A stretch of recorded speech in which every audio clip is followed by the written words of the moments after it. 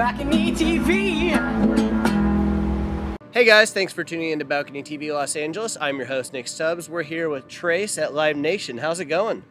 Going great. What are you going to be playing for us? We're going to play Oh My My. All right, go for it.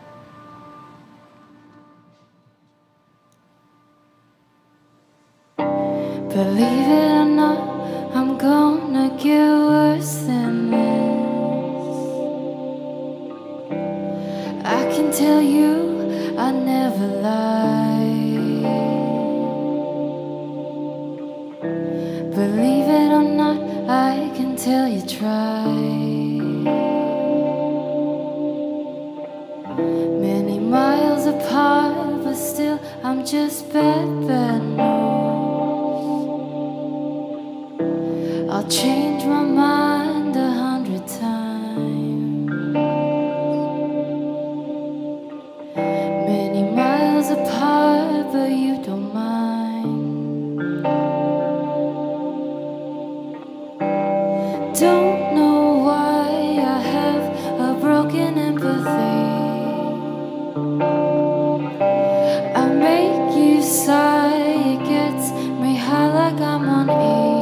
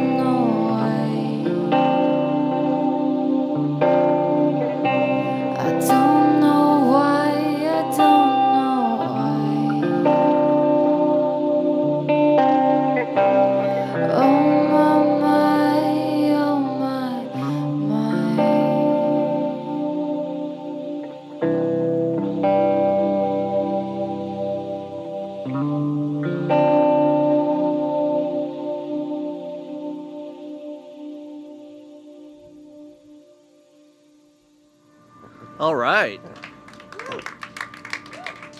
I'm going to jump on a little ledge and say that that has some hardcore feelings behind it. Yes, very, very hardcore feelings behind it. Tell us a little bit about it. You know, it's about being addicted to being wanted. I think a few of us can relate to that. But then you don't want them ever. So I think it's just the fascination with someone wanting you. The grass is greener? Yeah, or there's no grass at all. Just kidding. You know what I mean? Yeah, I know. Yeah. So that's what it's about. All right, cool. Yeah. So let's talk about you.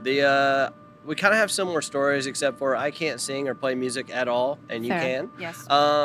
You started your music career very late in the game, and you're doing pretty well. I mean, we're here at Live Nation, so that's awesome. But Thank you. you actually started out looking at doing, what was it, art? I was an editorial manager Yeah. at a magazine. Okay. So I moved to LA to do publishing, basically. Yeah.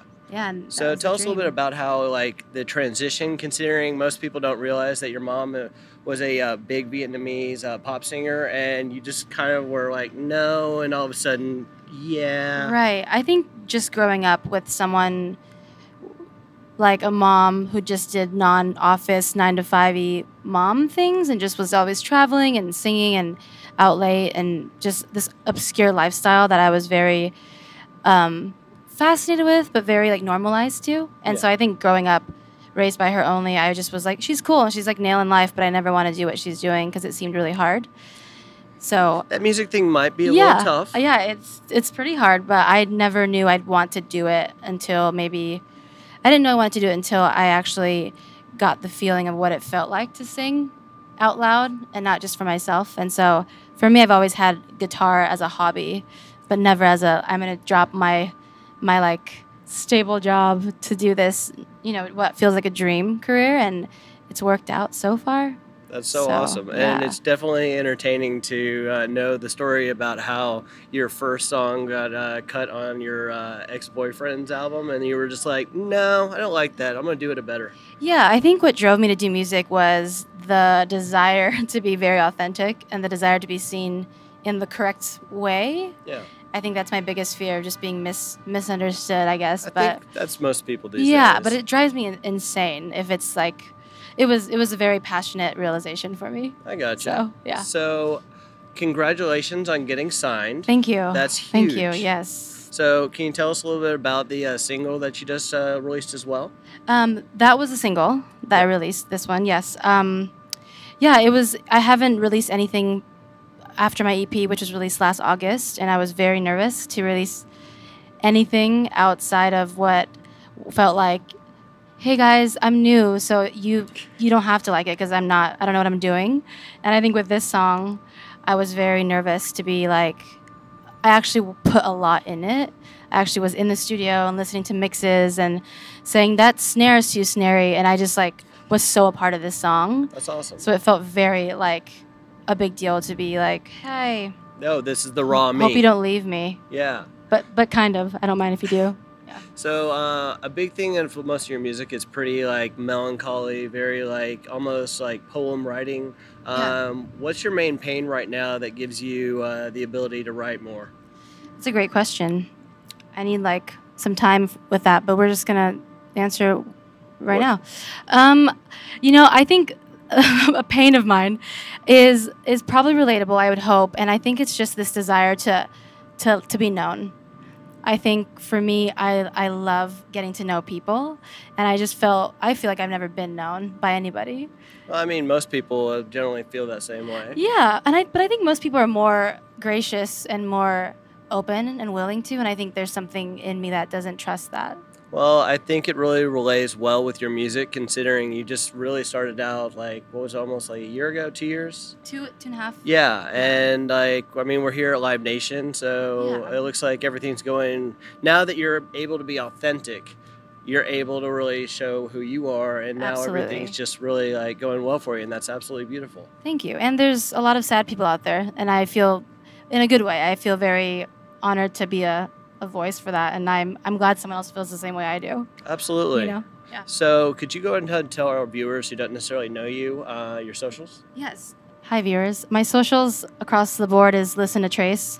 I'm very demanding, so yeah. Loud voices. Loud voices. Listen to Trace. Awesome. Thank you so much for the experience. Thank you. All right. This is Nick Stubbs reporting for Balcony TV. Back to you. BalconyTV.